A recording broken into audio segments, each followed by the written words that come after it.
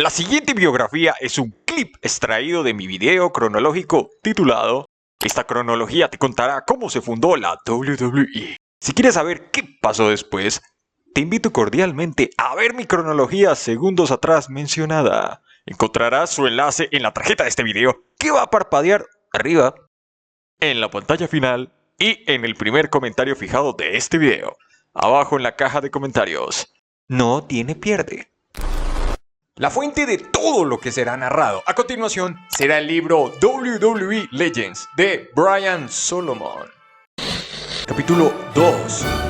Vincent James McMahon, el fundador de la WWE.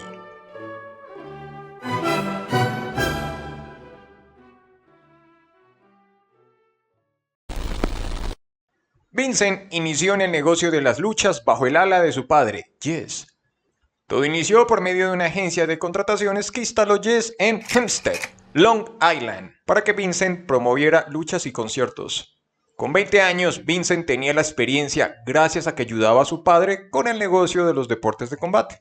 7 años luego, dejaría de trabajar ahí, puesto que estalló la Segunda Guerra Mundial.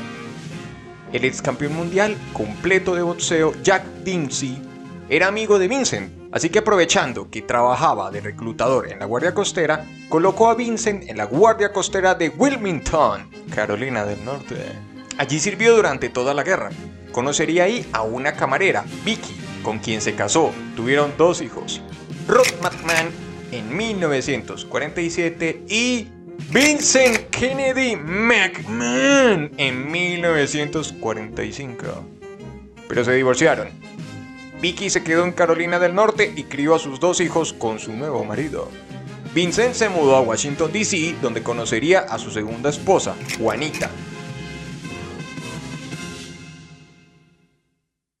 Una de las razones por las que Vincent decidió partir a Washington, D.C., fue para montar su propia compañía de lucha libre a gran escala. El territorio de New York estaba dominado por los promotores vieja escuela como Mont. Así que Washington era la punta de lanza para que Vincent se expandiera por el noroeste de los Estados Unidos. En 1952 le compró The Turner Arena a Florence Turner, viuda del promotor Joe Turner. La rebautizó entonces Capitol Arena. Nació así Capitol Wrestling Corporation. Su primera función de lucha profesional fue el 7 de enero de 1953. Instalaría sus oficinas en el 7º piso del Hotel Franklin Park de Washington. En ese momento utilizaba luchadores de Mont y Jim Crockett Sr. en Carolina del Norte. En 1954, Vincent estaría cara a cara con los 2 hijos que había dejado atrás. Y cito: Eso sucedió porque mi madrastra, Juanita, así lo quiso. Ella estaba muy interesada en los 2 hijos de su esposo, así que ella vino a Carolina del Norte con mi abuela Rose. Yo vivía con mi abuela materna en ese momento. Ella nos conoció a mí y a mi hermano Rod y luego nos invitó a New York, donde no vivía mi padre. Ellos vivían en Washington, D.C. en ese momento. Pero fuimos primero a New York a visitar a Rose y a Jess. Entonces Juanita y mi padre fueron a visitarnos. Supongo en esa época era más fácil para nuestra familia materna que visitáramos a nuestros abuelos. Desde ese momento, Vincent y Juanita empezaron a criar al par de muchachos. Lo amé desde el momento que lo conocí. Simplemente un maravilloso hombre. Después de esa reunión, Jess falleció. Tenía 74 años. Promocionaba funciones espontáneas. Se encontraba trabajando en Wilkes-Barre, Pensilvania, supervisando un evento. Murió mientras dormía el 22 de noviembre de 1954. Curiosamente, el ocaso de un McMahon fue el amanecer del otro. Vincent comenzó su ascenso meteórico que lo llevó a convertirse en el empresario de lucha libre más prominente del territorio noroeste y el más exitoso del país. Lo anterior fruto de una nueva tecnología, la televisión. Y cito: Sin lugar a dudas, la televisión lo era todo. Todo comenzó cuando Vincent empezó a hacer contactos en televisión. Por consiguiente, puso en funcionamiento al Capitol Arena en la pantalla chica. En 1955, la cadena Dumont, en aquel entonces uno de los conglomerados de televisión más importantes del país, junto con ABC, NBC y CBS, canceló Live from the Marigold Theater, emblemático programa de Chicago que había dado el pistoletazo de salida de la era dorada de las luchas a partir de finales de los años 40. Los índices de audiencia habían caído. Los ejecutivos de Dumont pasaron gran parte del año buscando un sustituto a tiempo completo. Vincent olió la sangre. Llegó así Vincent para convencer a la filial local de DC Dumont, WITG, para que transmitiera sus luchas semanales desde la Capitol Arena. 5 de enero de 1956, el primer episodio del semanal de Vincent salió al aire. El programa televisivo fue un éxito inmediato entre los espectadores de DC. En el verano de 1956 se tomó la decisión de llevar Capitol Wrestling a otras filiales de Dumont. La más importante fue WWR en New York. Capitol Wrestling se emitió en New York por primera vez el 21 de junio de 1956. El éxito del show, de la mano de la sensación del momento, Antonio Rocca, de Argentina para el mundo, le dio a Vincent los números de rating en New York que necesitaba. El siguiente paso era superar a Mont, el hombre que controlaba la lucha profesional en el Garden. La oportunidad llegó cuando la Comisión Atlética del Estado de New York le suspendió su licencia de promotor por 6 meses a Mont. Lo anterior auspiciado por otro rival de Mont, Jack Pfeffer, el cual movió contactos en la comisión para perjudicar a Mont. Llegó así el 26 de noviembre de 1956. Vincent produjo su primera función en el Garden. La lucha profesional venía de capa caída en New York, por consecuencia solo se llenó la mitad del estadio. Pero luego de la velada, comenzó el voz a voz de cómo había llegado una empresa de luchas con puesta en escena colorida, salvaje y alocada. El siguiente certamen acogió a 19,000 personas, la asistencia más grande en los últimos 20 años del Garden. Vincent se hizo así de un nombre en el negocio. A finales de los años 50, Vincent, Mont y Pfeffer pelearon por el control del territorio noroeste de los Estados Unidos.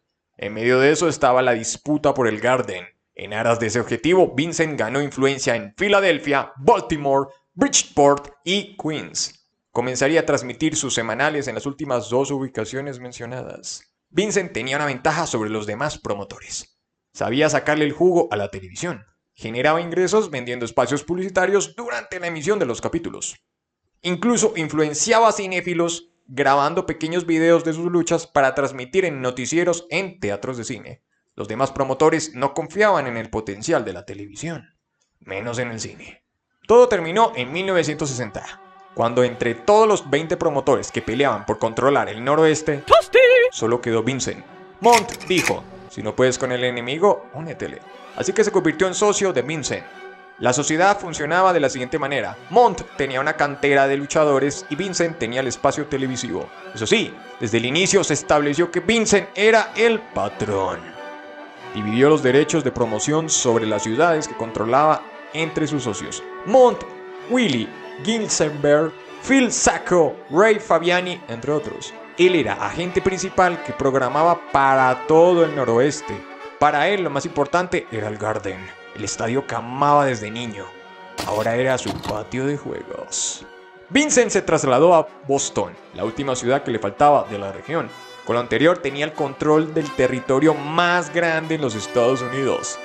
Se desvinculó así de la NWA, National Wrestling Alliance, una red de promotores a lo ancho y largo de Norteamérica, que ya no le eran de utilidad. Si quieres saber más de la NWA, te recomiendo ir a mi documental, Fabulous Moolah estancó la lucha libre femenil. Vincent se alió con el promotor de Chicago, Fred Kohler, para patrocinar el combate en Comiskey Park en 1961, en el que Buddy Rogers se coronó campeón mundial de la NWA. And ladies and gentlemen, we have a new champion in Buddy Nature Boy Rogers. Y cito: Recuerdo haber estado ahí cuando era niño, fue genial. En la búsqueda de proteger su territorio, Vincent formó su propia organización independiente, la WWF, Worldwide Wrestling Federation, auspiciado con dinero del Capitol Wrestling Corporation. En un intento de frenarlo, los jefes de la NWA trajeron a Lou Thesz, que destronó a Rogers. A Vincent no le podía importar menos. Argumentó que lo anterior no era válido, que fue una lucha de una caída, cuando en realidad los combates por campeonato eran disputados en luchas 2 de 3 caídas. Su siguiente movimiento sería retirarse oficialmente de la NWA, junto a Mont, y reconocieron a Rogers como el primer campeón peso completo WWF. Así es, el mismo cinturón que posee hoy en día Cody Rhodes. He was completely dedicated to wrestling. Bruno Sammartino, de Italia para el mundo, se coronó campeón completo WWF, consiguiendo así la WWF convertirse en el territorio independiente más exitoso que el país del tío Sam había visto.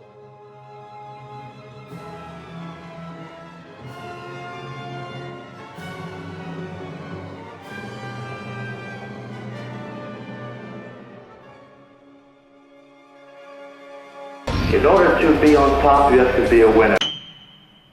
En la década de los años 60, Vincent ya era el hombre más adinerado del negocio. Se compró una casa de verano en Rehoboth Beach, Delaware. Luego, una casa de invierno en Coral Springs, Florida. Mont se retiró en 1969. Vendió las acciones de su empresa a Vincent, el cual las repartió sobre Arnold Scalan, Gorilla Monsoon y Phil Sackett. Poco después contrató a su hijo, Vince, el cual inició como anunciador en el ring. A pesar de una pérdida temporal de cobertura televisiva a finales de los años 60, la siguiente década les sonrió. De Washington pasaron sus semanales a ser transmitidos en Filadelfia, Hamburgo, Allentown, hasta el final del mandato de Vincent. Hablando de finales, vivió el cierre del Garden en 1968, cuando se construyó uno nuevo en la estación Penn en la 7ª Avenida. Ese mismo año le concedió una entrevista a la revista Wrestling World. Y cito: Yo era prácticamente la última persona en el lugar. Todas las puertas de entrada estaban cerradas y tuve que salir por la entrada de empleados. Me quedé sentado pensando en el pasado. Me sentí inquieto al pensar en las cosas que vi allí en los 42 años transcurridos desde que mi padre inauguró el Garden. Look at me when I'm talking to you. A lo largo de los años, Vincent creó taquilleros como Sammartino, André el Gigante, Superstar, Billy Graham, Bob Backlund y Jimmy Snuka.